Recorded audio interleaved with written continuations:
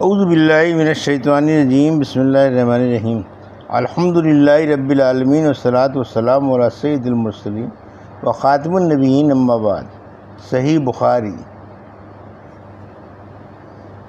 باب کتاب الدیات، حدیث نمبر 6879، اردو ترجمہ۔ پتھر سے قصاص لینے کا بیان۔ ہم سے محمد بن بشار نے بیان کیا، کہا ہم سے محمد بن جعفر نے بیان کیا، ان سے شعبہ نے بیان کیا، ان سے حشام بن زید اور ان سے حضرت انس رضی اللہ عنہ نے بیان کیا کہ ایک یہودی نے ایک لڑکی کو اس کے چاندی کے زیور کے لالچ میں مار ڈالا تھا۔ اس نے لڑکی کو پتھر سے مارا، پھر لڑکی نبی کریم صلی اللہ علیہ وسلم کے پاس لائی گئی تو اس کے جسم میں جان باقی تھی۔ آنس صلی اللہ علیہ وسلم نے پوچھا، کیا تمہیں فلاں نے مارا؟ اس نے سر کے اشارے سے انکار کیا۔ آنس صلی اللہ علیہ وسلم نے دوبارہ پوچھا، کیا تمہیں فلاں نے مارا ہے؟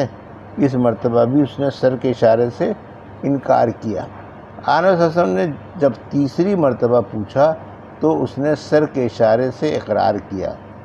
چنانچہ آنس صلی اللہ علیہ وسلم نے یہودی کو 2 پتھروں میں کچل کر قتل کر دیا۔ حدیث نمبر 6880، اردو ترجمہ۔ جس کا کوئی قتل کر دیا گیا ہو اسے 2 چیزوں میں ایک کا اختیار ہے۔ ہم سے ابو نعیم نے بیان کیا، کہا ہم سے شیبان نحوی نے، ان سے یحییٰ نے، ان سے ابو سلمہ نے اور ان سے ابو ہریرہ رضی اللہ عنہ نے کی قبیلے خزاع کے لوگوں نے ایک آدمی کو قتل کر دیا تھا، اور عبداللہ بن رجاء نے کہا، ان سے حرب بن شداد نے، ان سے یحییٰ بن ابی کثیر نے، ان سے ابو سلمہ بن عبد الرحمن نے بیان کیا، اور ان سے ابو ہریرہ رضی اللہ عنہ نے بیان کیا کہ فتح مکے کے موقع پر قبیلہ خزاع نے بنی لیث کے ایک شخص ابن اسوح کو اپنے جاہلیت کے مقتول کے بدلے میں قتل کر دیا تھا۔ اس پر رسول اللہ صلی اللہ علیہ وسلم کھڑے ہوئے اور فرمایا، اللہ تعالیٰ نے مکہ مکرمہ سے ہاتھیوں کے شاہ یمن ابرہہ کے لشکر کو روک دیا تھا، لیکن اس نے اپنے رسول اور مومنوں کو اس پر غلبہ دیا۔ ہاں، یہ مجھ سے پہلے کسی کے لیے حلال نہیں ہوا تھا اور نہ میرے بعد کسی کے لیے حلال ہوگا، اور میرے لیے بھی دن کو صرف 1 ساعت کے لیے۔ اب اس وقت سے اس کی حرمت پھر قائم ہو گئی۔ سن لو، اس کا کانٹا نہ اکھاڑا جائے، اس کا درخت نہ تراشا جائے، اور سوا اس کے جو اعلان کرنے کا ارادہ رکھتا ہے کوئی بھی یہاں کی گری ہوئی چیز نہ اٹھائے۔ اور دیکھو، جس کا کوئی عزیز قتل کر دیا جائے تو اسے 2 باتوں میں اختیار ہے، یا اسے اس کا خون بہا دیا جائے یا قصاص دیا جائے۔ یہ بات سن کر اس پر ایک یمنی صاحب ابو شاہ نامی کھڑے ہوئے اور کہا، یا رسول اللہ، اس باز کو میرے لیے لکھوا دیجیے۔ آنس صلی اللہ علیہ وسلم نے فرمایا، یہ باز ابو شاہ کے لیے لکھ دو۔ اس کے بعد قریش کے ایک صاحب عباس رضی اللہ عنہ کھڑے ہوئے اور کہا، یا رسول اللہ، اذخر گھاس کی اجازت فرما دیجیے، کیونکہ ہم اسے اپنے گھروں میں اور اپنی قبروں میں بچھاتے ہیں۔ چنانچہ علیہ وسلم نے اذخر گھاس اکھاڑنے کی اجازت فرما دی، اور اس روایت کی مطابقت عبید اللہ نے شیبان کے واسطے سے ہاتھیوں کے واقعے کے ذکر کے سلسلے میں کی۔ بعض نے ابو نعیم کے حوالے سے التقیل التقتل کا لفظ روایت کیا ہے، اور عبداللہ نے بیان کیا کہ مقتول کے گھر والوں کو قصاص دیا جائے۔ حدیث نمبر 6881، اردو ترجمہ۔ ہم سے قنیبہ بن سعید نے بیان کیا، کہا ہم سے سفیان بن عینیہ نے بیان کیا، ان سے عمرو بن دینار نے بیان کیا، ان سے مجاہد بن جبیر نے بیان کیا، اور ان سے حضرت عبداللہ بن عباس رضی اللہ عنہ نے بیان کیا کہ بنی اسرائیل میں صرف قصاص کا رواج تھا، دید کی صورت نہیں تھی۔ پھر اس امت کے لیے یہ حکم نازل ہوا کہ کتب علیکم القصاص فی القتلى، سورہ بقرہ۔ ابن عباس نے کہا فمن افعلہ سے یہی مراد ہے کہ مقتول کے وارث قتل عمد میں دیت پر راضی ہو جائیں، اور اتباع بالمعروف سے یہ مراد ہے کہ مقتول کے وارث دستور کے موافق قاتل سے دیت کا تقاضا کرتے۔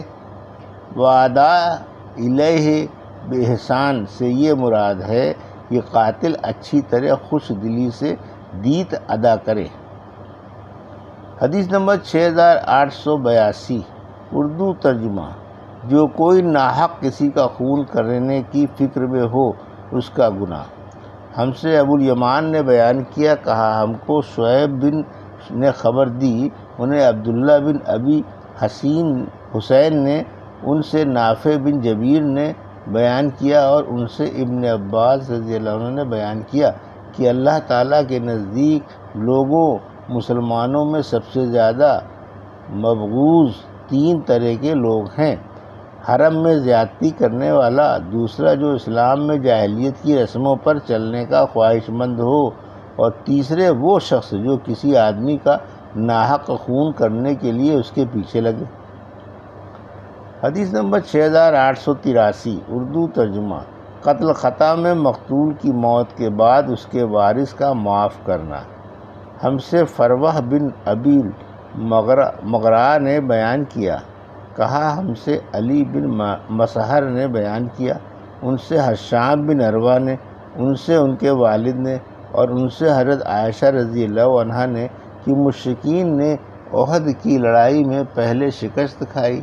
دوسری سند امام بخاری نے کہا مجھ سے محمد بن حرب نے بیان کیا، ان سے ابو مروان یحییٰ بن ابی زکریا نے بیان کیا، ان سے حشام نے، ان سے عروہ نے، اور ان سے حضرت عائشہ رضی اللہ عنہا نے بیان کیا کہ ابلیس احد کی لڑائی میں لوگوں میں چیخا، اے اللہ کے بندو اپنے پیچھے والوں سے، مگر یہ سنتے ہی آگے کے مسلمان پیچھے کی طرف پلٹ پڑے، یہاں تک کہ مسلمانوں نے غلطی میں حذیفہ کے والد حضرت یمان رضی اللہ عنہ کو قتل کر دیا۔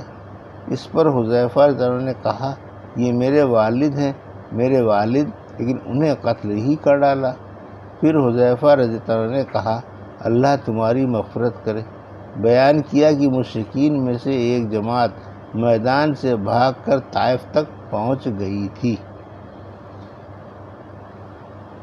حدیث نمبر 6884، اردو ترجمہ۔ اللہ تعالیٰ نے سورہ نساء میں فرمایا اور یہ کسی مومن کے لیے مناسب نہیں کہ وہ کسی مومن کو ناحق قتل کر دے، بحرز اس کے کی غلطی سے ایسا ہو جائے، اور جو کوئی کسی مومن کو غلطی سے قتل کر ڈالے تو ایک مسلمان غلام کا آزاد کرنا اس پر واجب ہے، اور دیت بھی جو اس کے عزیزوں کے حوالے کی جائے، سوائے اس کے کہ وہ لوگ خود ہی اسے معاف کر دیں۔ تو اگر وہ ایسی قوم میں ہو جو تمہاری دشمن ہے، ورائے حالیہ کی وہ بذات خود مومن ہے، تو ایک مسلمان غلام کا آزاد کرنا واجب ہے، اور اگر ایسی قوم میں سے ہو کہ تمہارے اور ان کے درمیان معاہدہ ہے تو دیت واجب ہے جو اس کے عزیزوں کے حوالے کی جائے، اور ایک مسلم غلام کا آزاد کرنا بھی۔ پھر جس کو یہ نہ میسر ہو اس پر 2 مہینے کے لگاتار روزے رکھنا واجب ہے۔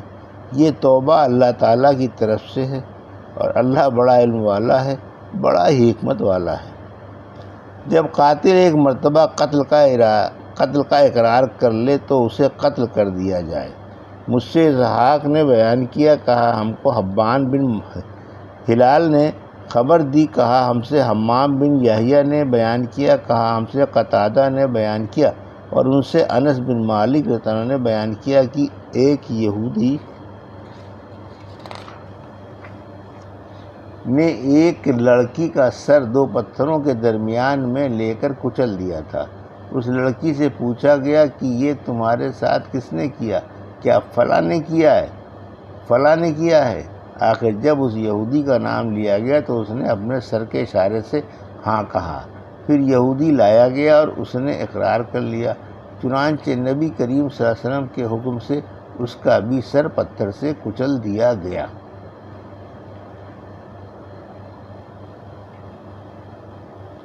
حمام نے 2 پتھروں کا ذکر کیا ہے۔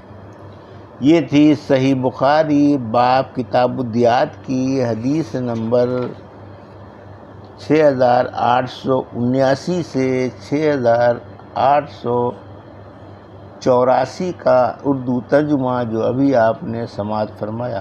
اللہ سے دعا ہے کہ اللہ ان حدیثوں کی صحیح سمجھ عطا فرما اور ان پر عمل کرنے کی توفیق عطا فرما، آمین یا رب العالمین۔